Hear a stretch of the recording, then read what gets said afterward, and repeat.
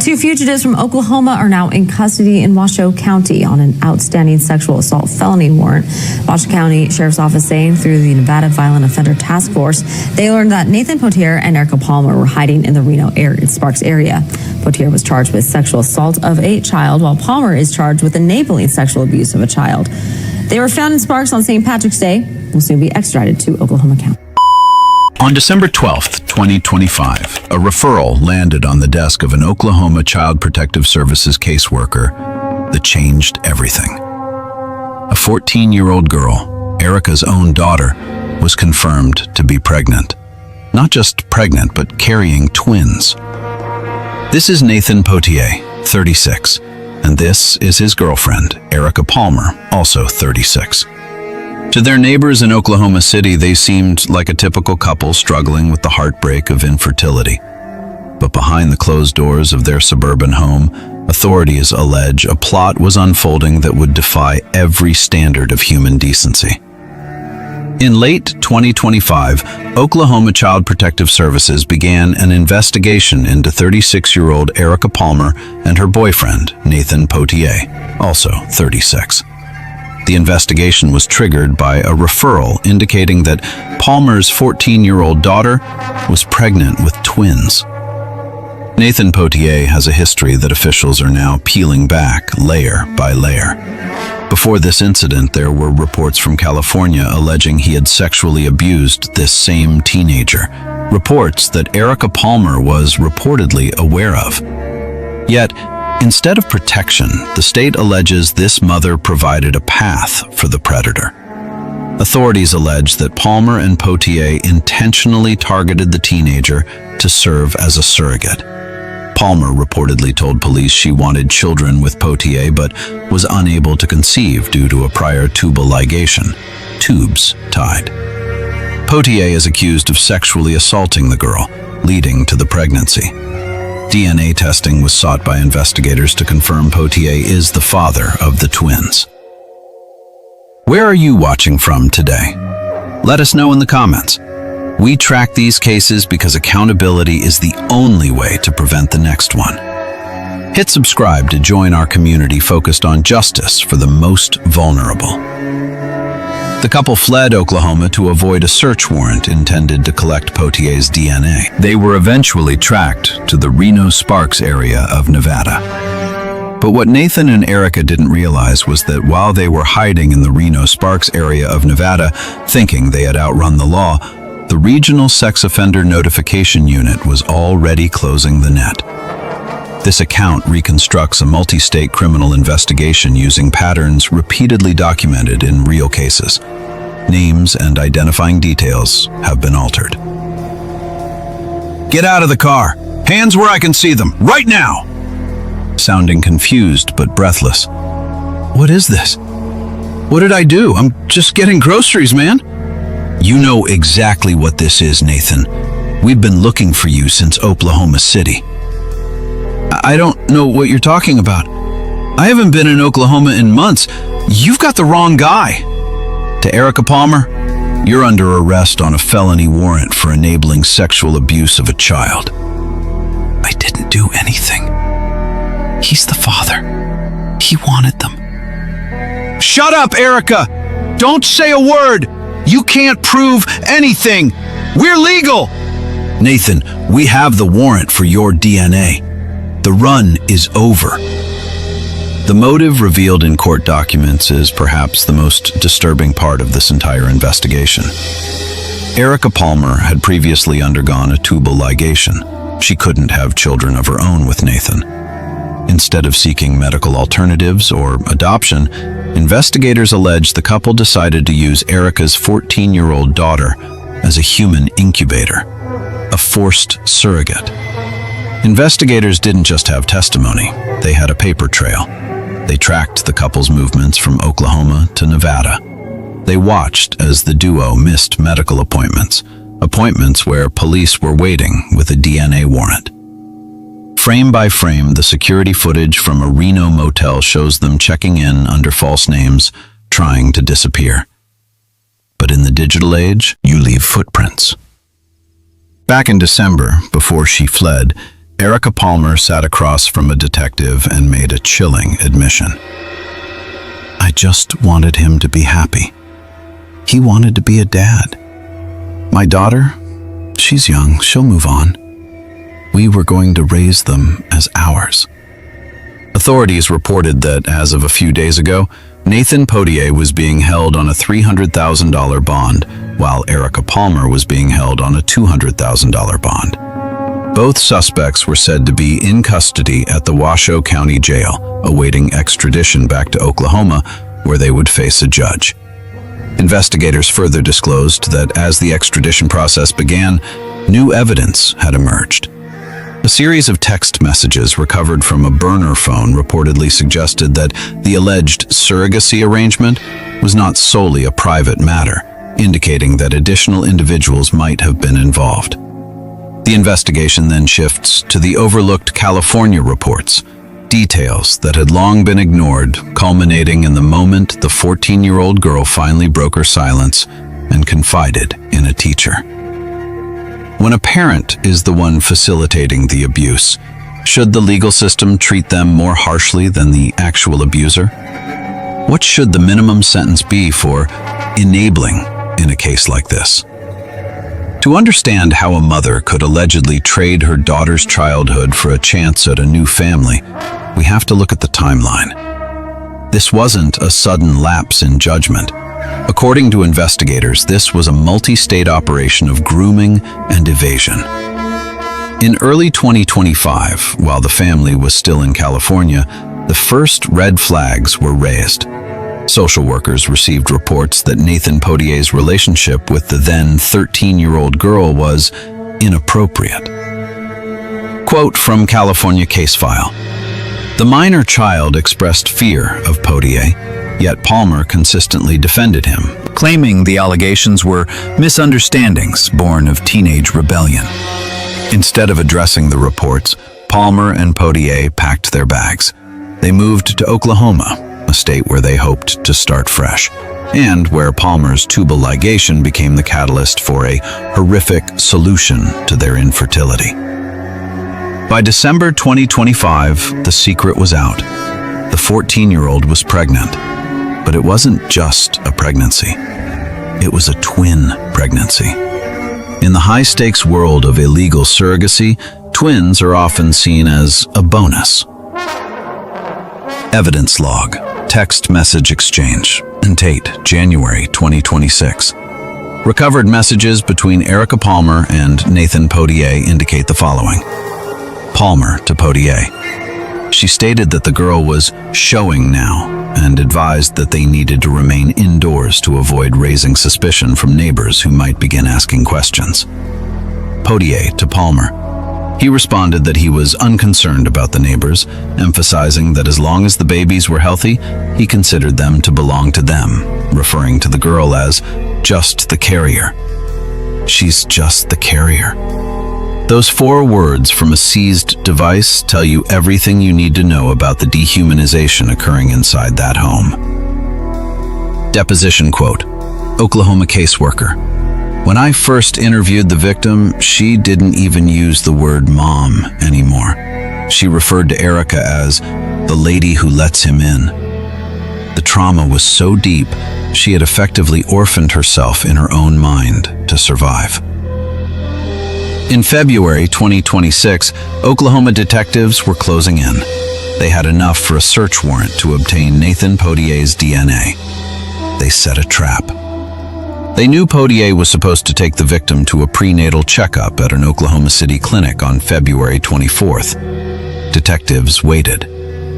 1 hour, 2 hours. They never showed. While the police were watching the clinic, Nathan and Erica were already 300 miles away, crossing the border.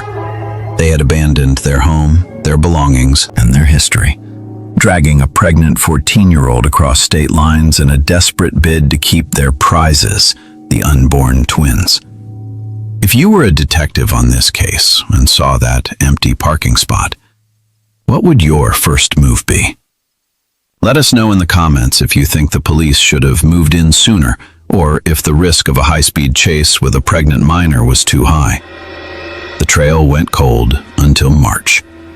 The couple was hiding in plain sight in the Reno-Sparks area. They were living in a series of weekly rental motels, paying in cash and avoiding any contact with the outside world. But investigators with the Regional Sex Offender Notification Unit, a specialized team that doesn't stop until they find their target, were analyzing every digital crumb. Frame by frame, investigators reviewed footage from a local Nevada grocery store. Nathan Pottier was seen buying prenatal vitamins and baby clothes. He's preparing for a life that doesn't belong to him. But look closely at the background. In the reflection of the glass door, you see a silver SUV. It's the same vehicle seen leaving the Oklahoma residence 3 weeks prior. The net was finally tightening.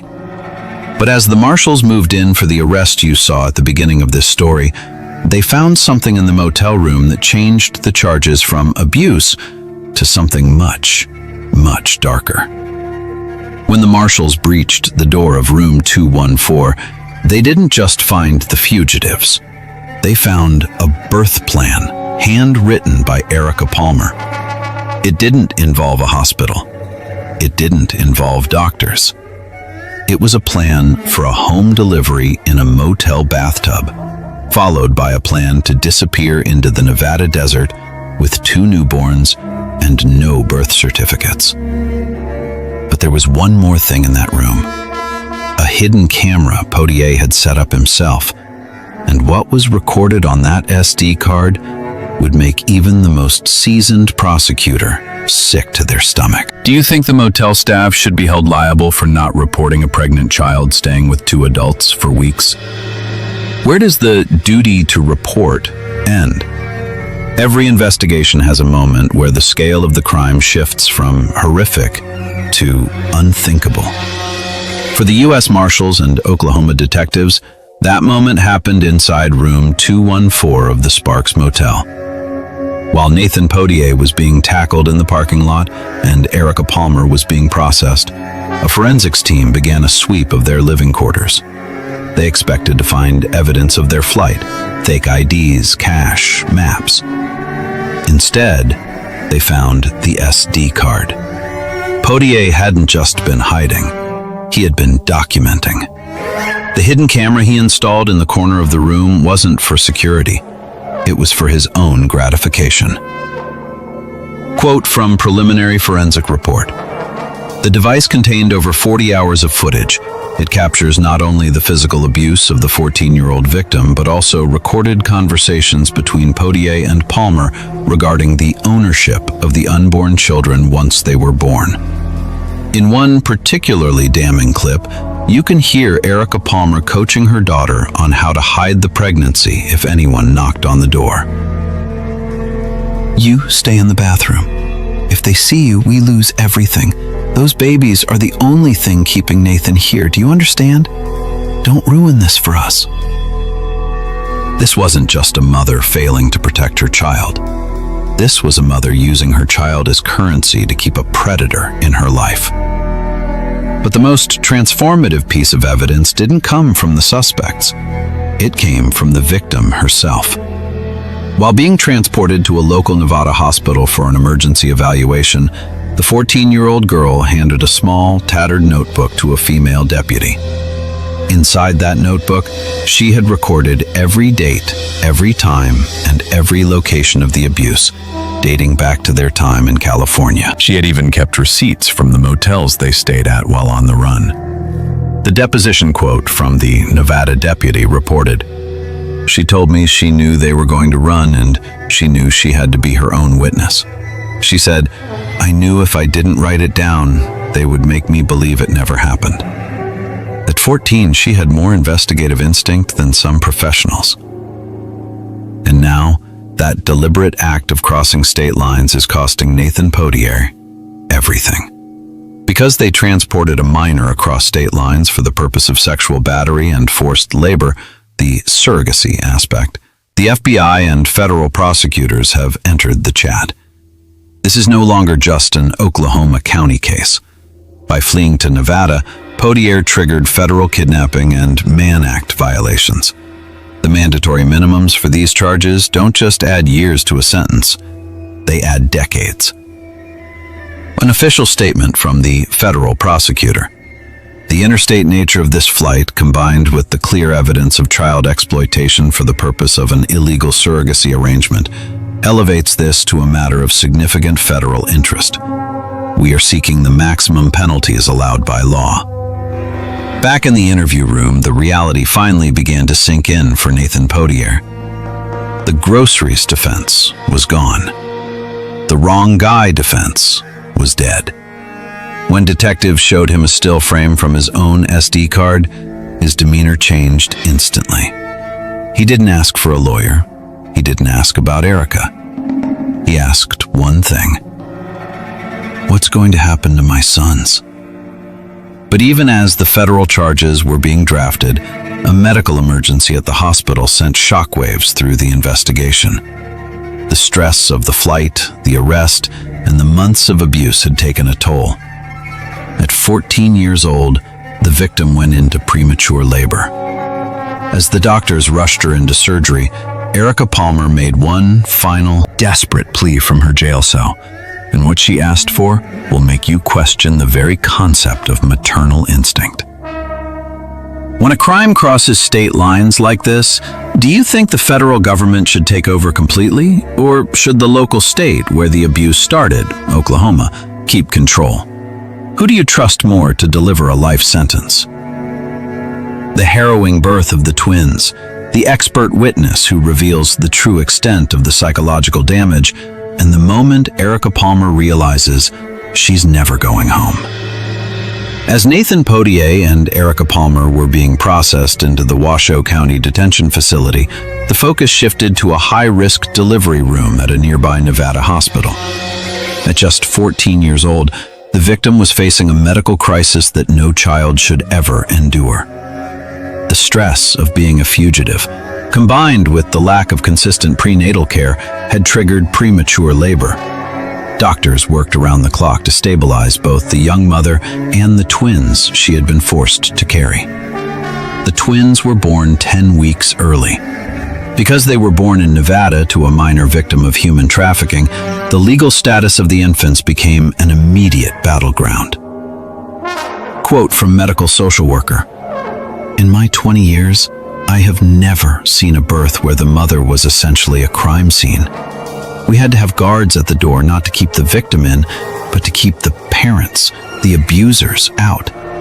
The victim didn't want to see the babies. She kept asking if she could finally go back to the 8th grade." While the infants were placed in the Neonatal Intensive Care Unit, NICU, forensic psychologists began the grueling task of assessing the damage done to the 14-year-old's mind. During the initial hearings for extradition, an expert witness in child trauma provided a statement that hushed the courtroom. Back at the jail, Erica Palmer was still clinging to the delusion that she was the victim. She requested a visit with the twins, claiming her maternal rights. The request was not just denied. It was used as further evidence of her psychological instability and enabling behavior. It was at this moment, sitting in a cold cell in Nevada, that Erica Palmer reportedly realized the new family she had tried to build through trauma was gone forever. She wasn't going to be a mother to twins. She wasn't going to be a wife to Nathan. She was a defendant in a federal human trafficking and child abuse case. The charges are piling up. In Oklahoma, the bond for the couple remains at a combined $500,000, but the federal government is preparing to unseal an indictment that could carry a life sentence without the possibility of parole for Nathan Pottier. Testimonial. Oklahoma County Prosecutor. We aren't just looking at sexual assault. We are looking at the enabling statute in Oklahoma, which carries the same weight as the underlying crime. Erica Palmer provided the victim. She provided the location. She provided the silence. She is just as responsible for those twins' existence as the man who assaulted her daughter. Many states have enabling laws, but they are rarely prosecuted to this extent. Do you think a mother who helps a predator should receive a longer sentence than the predator themselves because of the betrayal of trust? The karma in this case is swift and absolute. Nathan Pottier's obsession with having his children has resulted in him being barred from ever seeing them. The twins, should they survive their premature birth, will be placed in permanent adoption, and his parental rights will be terminated by the state before he even sees a jury. He traded his freedom for a family that he will never know. And Erica Palmer traded her daughter's life for a man who is now blaming her in his own police interviews to save his own skin. As the extradition van pulls up to the Nevada jail to take them back to Oklahoma, the camera catches one final glimpse of the couple. They aren't looking at each other anymore. Should the twins be told the truth about their origin when they grow up, or should their records be sealed forever to give them a clean start? The road from the Nevada desert back to Oklahoma County is over 1,000 miles long. For Nathan Pottier and Erica Palmer, every mile was a countdown to the end of their lives as they knew them. Following their arrest on March 17, 2026 in Sparks, Nevada, Nathan Pottier and Erica Palmer were held in the Washoe County Detention Facility. Under the Uniform Criminal Extradition Act, the governor of Oklahoma issued a formal requisition for their return.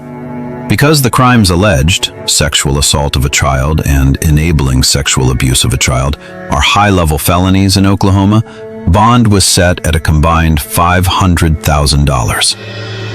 Upon their return to Oklahoma County, both defendants were booked into the local jail to await their preliminary hearings. The central piece of forensic evidence remains the DNA testing of the twins. Court documents from the initial December 2025 investigation state that a search warrant was obtained specifically to determine if Pottier is the biological father of the children born to the 14-year-old victim. Statements made by Erica Palmer to investigators prior to fleeing indicate she had undergone tubal ligation and allegedly sought to use her daughter to provide Pottier with biological children. Under Oklahoma Statute Title 21 and 843.5, a parent who knowingly permits the physical or sexual abuse of a child can face the same maximum penalties as the primary abuser. The 14-year-old victim and the infants are currently under the protection of the state. In cases of this nature, the Oklahoma Department of Human Services, OKDHS, typically seeks the termination of parental rights for both the biological mother, Palmer, and the alleged father, Pottier. The victim is receiving specialized, trauma-informed care. Because she is a minor and a victim of a capital offense, her location and the specific medical details regarding the birth of the twins are sealed by the court to prevent further exploitation or contact by the defendants. If convicted in Oklahoma, Nathan Pottier faces a sentencing range up to life in prison for sexual assault of a child. Erica Palmer faces a sentencing range up to life in prison for enabling sexual abuse. The case underscores the critical role of the Regional Sex Offender Notification Unit and multi-agency cooperation in tracking fugitives across state lines. While the legal proceedings are ongoing in 2026, the priority remains the long-term rehabilitation of the 14-year-old survivor and the safety of the children involved. Nathan Pottier trying to take a plea deal that would drop the federal charges in exchange for a guilty plea on the state level. There should be no deal for a man who treats a child like a biological factory. There should be no deal for a mother who hands the keys to her daughter's room to a monster. We are going to trial, and we are going for the maximum. The case of Nathan Pottier and Erica Palmer serves as a chilling reminder that the greatest threats to a child sometimes reside within their own home. It is a story where family was not a sanctuary, but a meticulously constructed trap. As the twins, born from a crime that defies words, grow up in a world that will hopefully offer them the peace their mother was denied, we are left with a haunting reality. The law can return a fugitive to a jail cell, and it can hand down a life sentence. But it can never give back the years a 14-year-old girl spent as a prisoner of her own mother's desperation. The sirens in Nevada have long since faded, and the courtrooms in Oklahoma will eventually go quiet. But for a survivor who had to witness her own childhood traded for a predator's whim, the battle for a normal life is only just beginning.